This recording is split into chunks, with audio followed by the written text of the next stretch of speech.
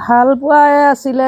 আমি তথাপি সমাজৰ যোগেদি আমি বিয়া দিছিলোঁ, কিন্তু সেই ভাল পোৱা মিছা আছিল। তাই বুজি নাপালে, মোৰ ছোৱালীজনীয়ে। আমিও বুজি নাপালোঁ। বিয়াৰ পাছত প্ৰথমে ভালেই গৈছিলে, কিন্তু এদিন কাজিয়া কৰিছিলে মাঘৰ বিহুত। শাহুৱেকৰ লগত থাকোঁতে সি মদ্যপান কৰাৰ কাৰণে। তাৰপাছত ভালেই। তাৰপৰা যেতিয়া ফেব্ৰুৱাৰীৰ পৰা নামৰূপৰ কোৱাৰ্টাৰত থাকিবলৈ লৈ পঢ়াৰ কাৰণে ছোৱালীজনীয়ে যাবলৈ বিচৰা নাছিলে কোৱাৰ্টাৰলৈ। তাই ঘৰৰ স্কুটি নি ল'ম বুলি কৈছিলে।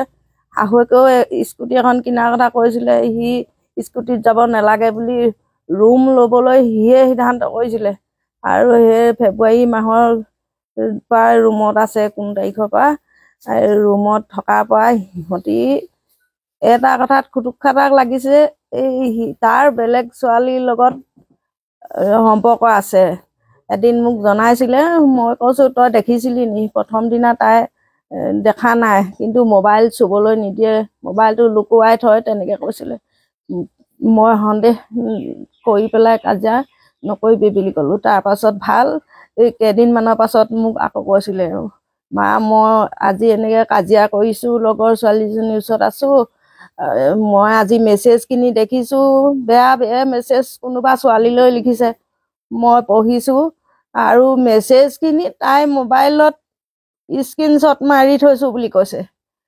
মোক কিন্তু তাই দেখাবলৈ সুবিধা নাপালে।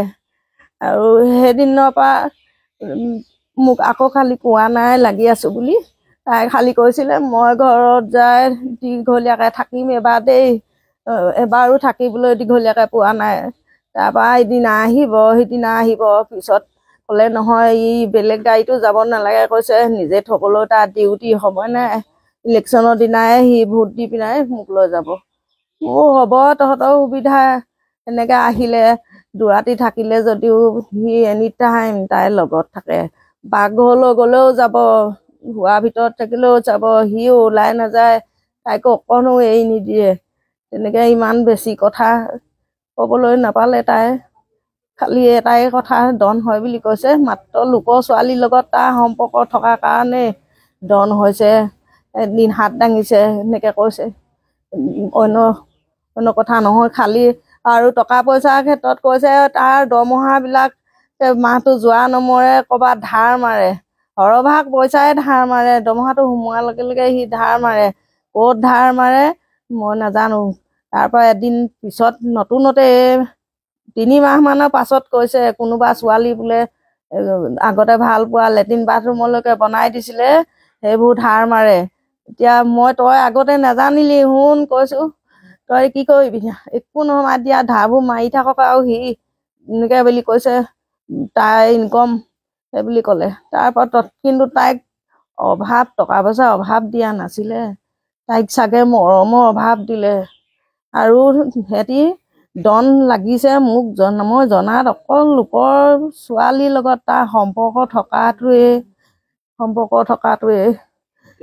এতিয়া মোৰ ক'বলৈ কি আছে? মোৰ এডোখৰ মঙহ খাই পেলালে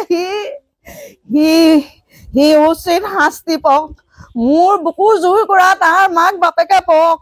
তাৰ মাক বাপেকো সেই চিধা জুই কৰা জ্বলক, তাৰ মাক বাপেকৰ বুকুত।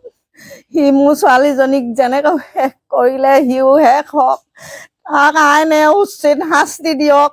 সি ছোৱালীজনীক ইমান মাৰিছে, মই চাবলৈ গৈছোঁ। এইবোৰ কোলা আঙুলিকেইটা বহি আছে, এইভাগে তেজ বৈ আছে, এইভাগে দাঁত ভগা, গোটেইবোৰ কোলা।